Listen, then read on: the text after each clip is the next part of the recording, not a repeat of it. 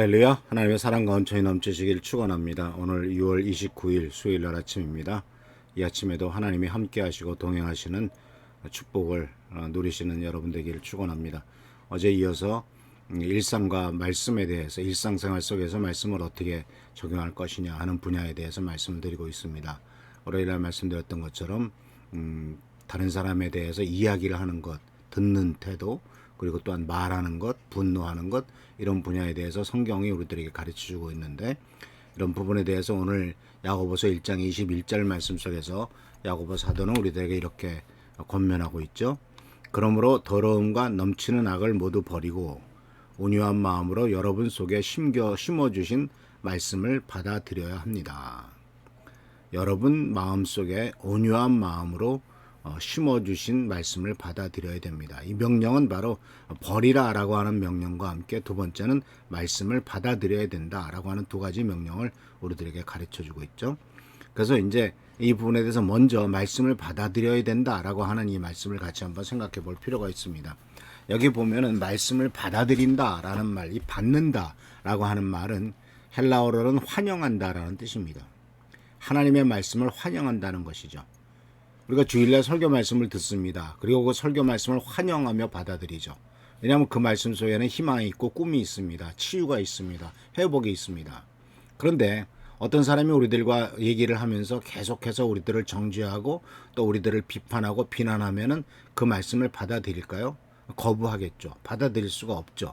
그런데 우리들은 주님께서 주시는 말씀은 받아들이라, 환영해라 라고 말씀하고 있어요. 그래서 우리들은 오늘 이 말씀 속에서 우리들에게 주시는 귀한 은혜는 우리의 삶에 하나님의 말씀이 들어오는 것을 환영해야 된다는 것입니다. 왜냐하면 이 환영해야 되는 이유 중에 하나가 바로 뭐냐면 심어주신 말씀 속에서 나오죠. 심어주신, 21절에 보면 말씀을 심어주신 말씀이라고 표현하고 있습니다. 이 심어준다라고 하는 말을 야고보 사도는 무엇을 말하고 있냐면 심어준다는 것은 씨앗을 말하고 있죠. 그래서 하나님의 말씀은 모두가 다 성경 말씀을 통해서 보면 하나님의 말씀은 여러 가지로 비유하고 있지만 그 중에 중요한 비유가 하나가 뭐냐면 씨앗이라는 것이죠. 지난 주일에도 말씀드렸습니다만 열매가 있고 씨앗이 있죠. 그리고 그 씨앗 안에는 생명이 있단 말씀입니다. 그래서 이와 같이 하나님께서 주시는 말씀은 씨앗인데 그 씨앗은 생명력이 있기 때문에 재생산에 놀라운 능력이 있다는 겁니다. 예수님께서도 이미 마태복음 13장 3절에서 9절까지의 그 유명한 씨 뿌리는 자의 비유를 말씀하셨죠. 예수께서 그들에게 비유로 여러 가지를 말씀하셨다.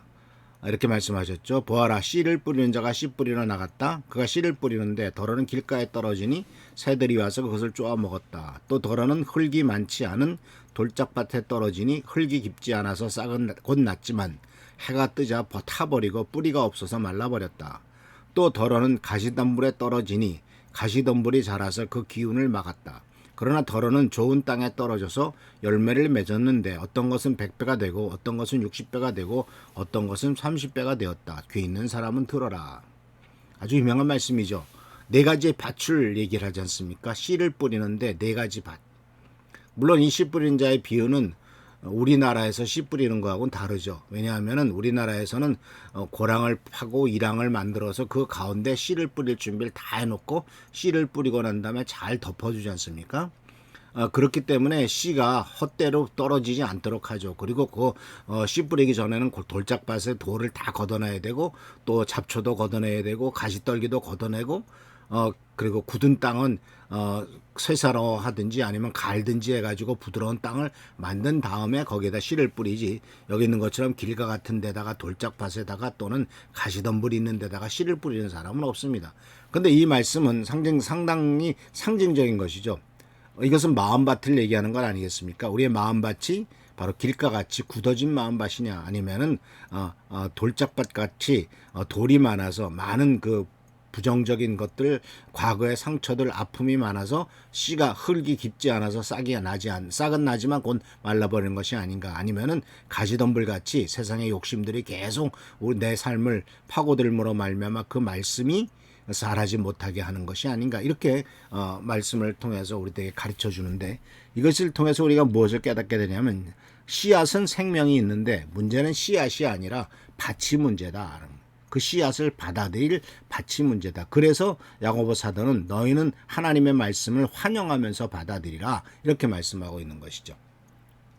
그래서 환영하며 받아들이기 위해서는 버릴 것과 가져야 될 것이 이제 21절 말씀 속에서 나오는데, 버릴 것이 뭐라고 표현되냐면 더러움과 넘치는 악을 모두 버리라고 말합니다. 더러움과 넘치는 악.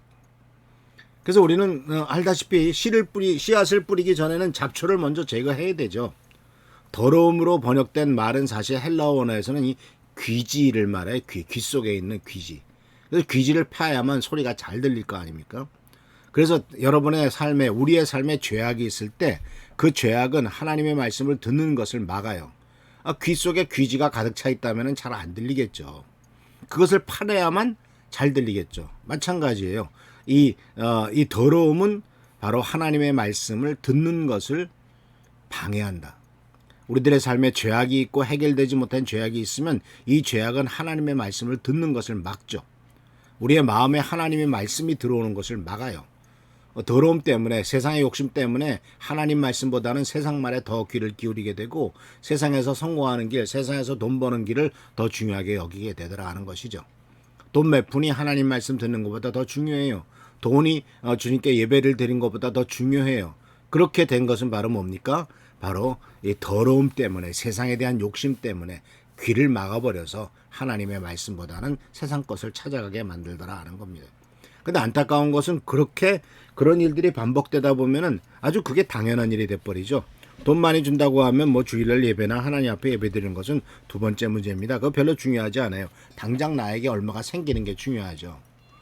근데 사실 사랑하는 성도 여러분, 지난 주일에도 잠깐 말씀드렸습니다마는 하나님을 믿는 사람들은 결국은 모든 것을 다 채워주실 분은 하나님이시다라고 하는 것에 대한 확신을 갖고 살아가는 겁니다. 내가 지금 1시간 일해서 돈 몇 푼 더 벌고 2시간 일해서 돈 얼마를 더 벌었다 하는 것이 중요한 것이 아니고 하나님께서 채워주시고 하나님이 복 주실 만한 존재가 되느냐 그렇지 않느냐 하는 것이 더 중요한 것이죠. 그래서 하나님의 말씀을 받아들이는데 방해가 되는 더러움과 넘치는 악을 제거하라고 말하죠. 그래서 악을 제거하는 것은 바로 우리의 삶에서 옳지 않다고 우리가 아는 어떤 것도, 옳지 않는 어떤 것도 제거하라고 말하고 있죠. 예를 들면 감정적인 쓰레기, 분노, 옛습관, 우리의 삶에서 오물들 이런 것들을 옆으로 치워야 하나님의 말씀이 우리에게 들어올 수가 있죠. 그렇지 않으면은 하나님의 말씀은 우리들의 삶에 들어오지 못합니다.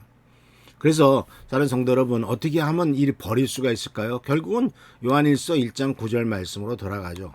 요한일서 1장 9절은 우리들이 너무나 잘 아시는 말씀이죠. 우리가 우리 죄를 자백하면 나는 죄인입니다. 나는 이렇게 악한 면이 있습니다. 나는 더럽습니다. 나는 이 악한 모든 것들을 갖고 있습니다. 라고 하는 것을 인정을 하는 거죠. 제일 중요한 것은 먼저 인정을 하는 겁니다. 그리고 그 인정할 뿐만 아니라 그것을 내가 좋아하고 그것을 내가 따라갔다라는 것을 솔직히 하나님 앞에 인정을 하면서 그것이 잘못됐음을 깨닫고, 이 잘못됐음을 깨닫고 돌이키는 것은 바로 회개죠. 그러나 내가 잘못했습니다라고 인정하는 것은 자백이죠. 자백과 회개는 다릅니다. 사실 회개가 더 중요한 문제죠. 자백보다는.